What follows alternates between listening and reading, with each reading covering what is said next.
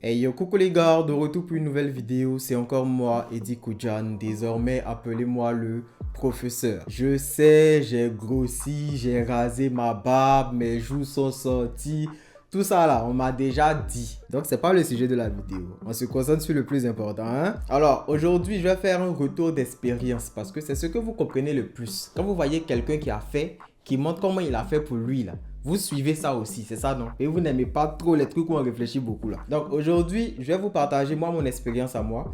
Comment j'ai fait pour pouvoir avoir mon visa pour la France d'un seul coup. Voilà, donc pour ceux qui viennent de me découvrir, j'ai pas mal de vidéos sur cette chaîne qui vous aideront à réussir votre procédure d'études en France et au Canada tout seul si vous êtes régulier sur cette chaîne et autonome. Je vous invite donc à faire un tour sur ma chaîne, à regarder mon contenu et si mon contenu vous plaît, n'hésitez pas à vous abonner à cette chaîne, à activer la cloche de notification pour être régulier. Et quand tout ça c'est dit, générique et on commence la vidéo.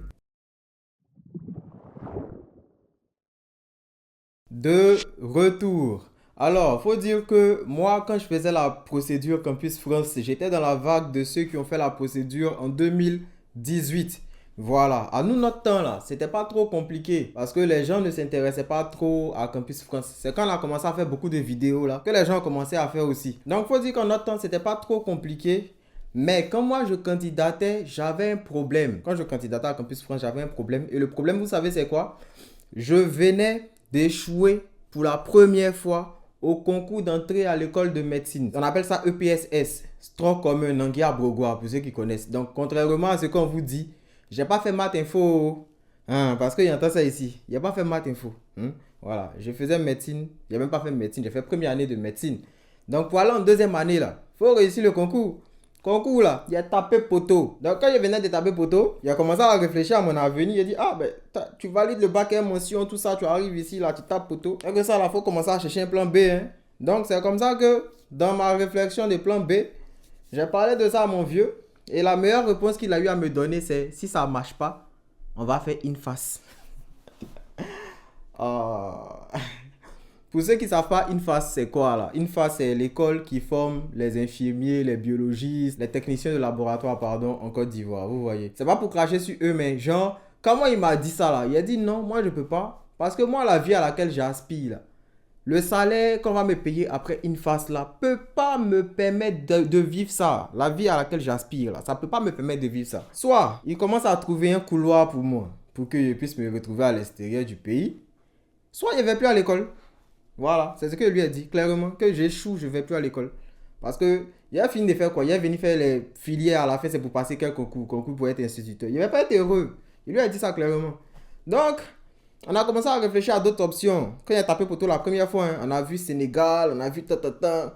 Et puis à un moment là, il y a un de mes potes qui est parti en France l'année qui était avant moi. Donc lui m'a gamé, dit Joe, faut faire ta procédure. Hein. Nous tous on a déjà tapé pour tout une fois, on a gagné un temps. Donc là, voilà Campus France. C'est comme si, c'est comme si, c'est comme si, c'est comme si. Ça là, c'est le langage ivoirien. Comment c'est comme si? Bref, tu mets dedans dans la vidéo, VB, tu mets dedans.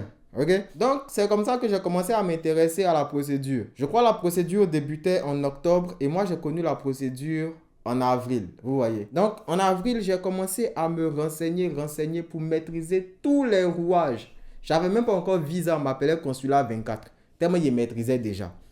Donc, je me suis renseigné et j'ai parlé de ça à mon vieux. Pour lui dire, bon, le vieux, moi, il est bougé en Benguin, il est parti en France. Que voilà une procédure, on dit c'est comme ci, comme ça, comme ça.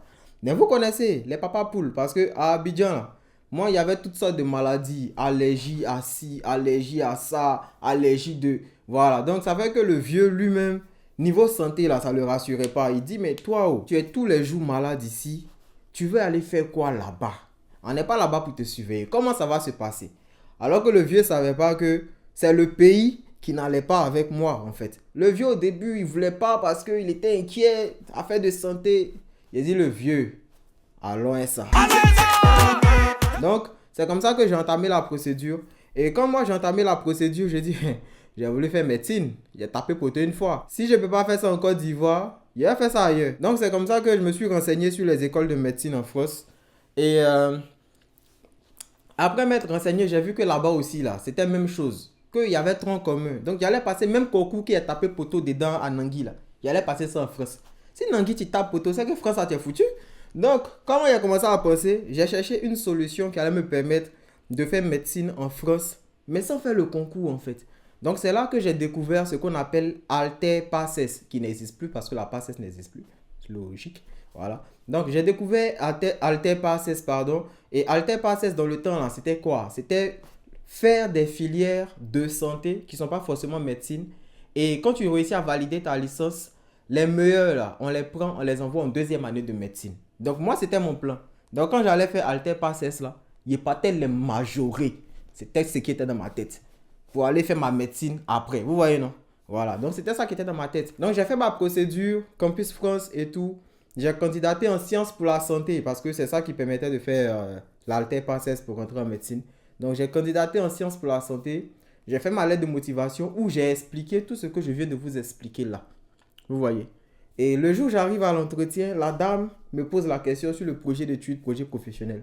Je lui sors ça, ces histoires de Alter Passes là. Elle est là, elle me regarde et dit, t'es sûr que ce que tu dis là, ça existe? Donc, du coup, je la vois en train de taper sur son ordinateur pour aller vérifier que Alter Passes dont j'ai parlé là, ça existe vraiment. Quand j'ai vu ça, j'ai dit, oh, c'est que j'ai réussi mon entretien, c'est mort.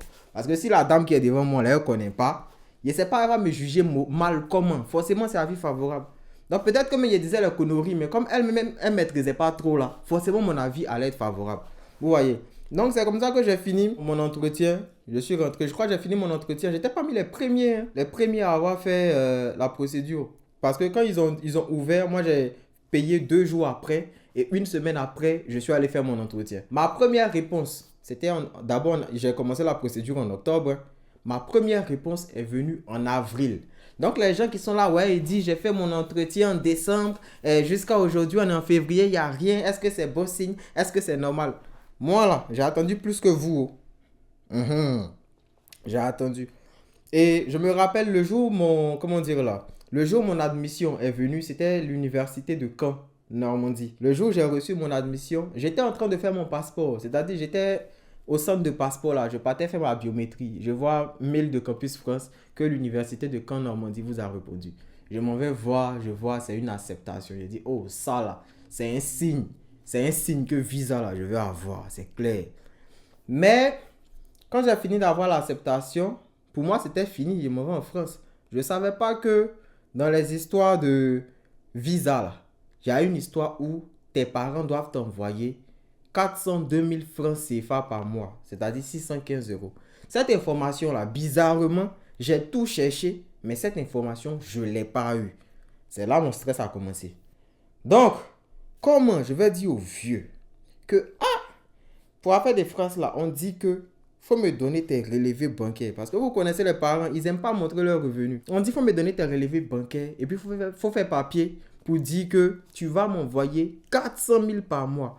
Il a dit ça à mon papa comment? Parce que lui-même à la base là, quand je le regardais, j'étais même pas sûr qu'il touchait 400 000 francs par mois. J'étais pas sûr. Et je suis parti, je lui ai parlé de ça. Il m'a dit d'accord. C'est venu quand il a vu ses papiers. Il était, hein? Ouais, les parents, ils savent se jouer les pauvres. Hein. Donc, j'ai pris ses papiers et tout et tout. Moi, j'ai pas fait un dossier compliqué. Les trucs, vous partez chercher attestation de temps, vous ajouter avis d'imposition de telle personne, il n'a qu'à faire lettre de... J'ai pas fait ça. Oh. J'ai mis ce qu'on m'a demandé. Voilà, j'ai rempli leur formulaire. J'ai fait photocopie de mon passeport, j'ai ajouté. J'ai mis mon acceptation de Campus France là. C'est ce que j'ai mis. Niveau hébergement là. J'ai loué maison chez une propriétaire. Ça coûtait 240 euros. Maison comme ça n'existe plus en français. Voilà. Ça coûtait 250 euros, pardon. Ça coûtait 250 euros. Donc, j'ai loué ça à distance. J'ai eu la chance parce que généralement, là, quand vous voulez louer une maison en France, on vous demande d'avoir un garant en France. Mais moi, j'ai utilisé la ruse. La propriétaire, je suis parti, je lui ai dit, j'ai pas de garant en France, mais je suis prêt à te payer 6 mois d'avance si tu acceptes de me donner ton logement. Vous voyez, maison dans laquelle je suis là, c'est la même chose là, il est fait pour pouvoir avoir ça aussi au Canada ici. Quand tu proposes beaucoup d'argent un coup, les gens ne réfléchissent pas. Donc c'est ce qu'il a fait. Elle m'a fait mon contrat de bail, tranquillement, mais ça c'est la solution pour ceux qui ont l'argent. Hein. Donc elle m'a fait mon contrat de bail. Contrat de bail là, j'ai même pas demandé sa pièce. Vous allez voir les gens, non, ton contrat de bail, mais forcément la pièce du propriétaire. Moi, j'ai pas mis ça. J'ai déposé avec contrat de bail qu'elle m'a donné là. J'avais oublié de signer. Mais n'oubliez pas de signer, c'est important. Au niveau des papiers de mon vieux, il avait fourni quoi? Attestation de revenus. Ces 3 derniers relevés bancaires. Ces 3 dernières fiches de paie. J'ai mis son attestation de travail. J'ai mis une attestation de virement irrévocable dans laquelle il donnait un ordre à sa banque de me virer 402 000 francs CFA par mois vers un compte que j'allais ouvrir en France. Ils ont tiré le papier là, c'est ça qui a fait l'AVI. J'ai mis dans mon dossier. J'ai mis sa pièce d'identité. Quand il a fini de mettre sa pièce d'identité, j'ai commencé à faire les Orange Money, les Western Union à mes grands-mères du village pour calmer les esprits un peu. Parce que oui, ça compte. Hein. Il y a des gens là, eux, les familles là, on n'a pas visa là-bas. Donc, faites, si vous êtes chrétien, priez bien. Parce que papier ne fait pas tout. Hein. Moi, j'ai fait dossier, je me rappelle le dossier qui m'a le plus choqué. C'est une fille, ses 2 parents sont juges. Vous savez, juge touche combien à Abidjan? Ses 2 parents sont juges. École, en France, ils ont payé maison même. Moi, je ne pensais même pas qu'un jour, ils pouvaient vivre dans une maison comme ça. Là. Ils ont loué ça pour elle. Parce que les parents avaient l'argent. C'est venu. Poteau. Refus. Donc, si vous êtes chrétien, priez bien. Si vous êtes musulman, priez bien. Si vous êtes animiste, faites bien vos sacrifices. Si vous n'êtes rien de tout ça, envoyez les Orange Money à la grand-mère du village pour calmer les esprits. Et je me rappelle, moi, j'ai déposé mon visa, je crois, c'était un 28 juin. Puis, je retiens les dates comme ça, n'oublie pas. Un 28 juin. Mon visa, je l'ai reçu le 4 juillet. Donc, le 28 même, je crois, c'était un vendredi. Voilà. Et je l'ai reçu le 4. Donc, comptez 28, 29, 30 jusqu'au 4 juillet. Ça fait 5 jours. J'ai eu mon visa en 5 jours. Avec ce qu'on m'a demandé. Je ne suis pas allé chercher avis d'imposition de mon propriétaire. Je ne sais pas. Qui vous montre les bêtises comme ça même? Vous surchargez vos dossiers. Ça fait que les gars, ils ont la paresse des lits. Hein? C'est comment il a fait. Oh? En même temps, il y a ça qui a le curieux qui me demandait, mais Eddie, vu que tu faisais ça en France, pourquoi tu as laissé pour aller au Canada? Filière, il faisait en France là, c'était Alter Passes. Vous vous rappelez? Mais là où ça a changé, c'est que c'est l'année où moi j'ai commencé là. Que les salauds, ils ont décidé de supprimer la Passes. Donc moi, je me suis dit, bon, ok, bon, on va aller jusqu'à la licence quand même, vu que pendant que nous on était dedans là, c'était pas, nous on a intégré la filière pendant que c'était pas encore supprimé, on va voir.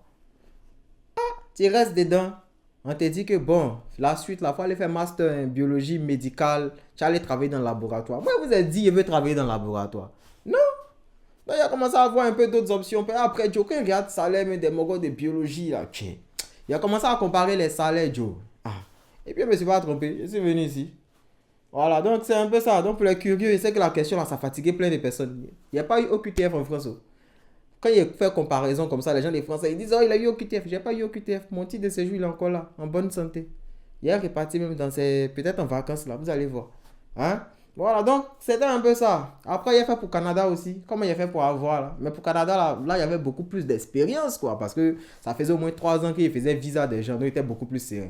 Hein? Donc, je vais m'arrêter là. Restez abonnés à cette chaîne. On s'attrape pour de nouvelles vidéos.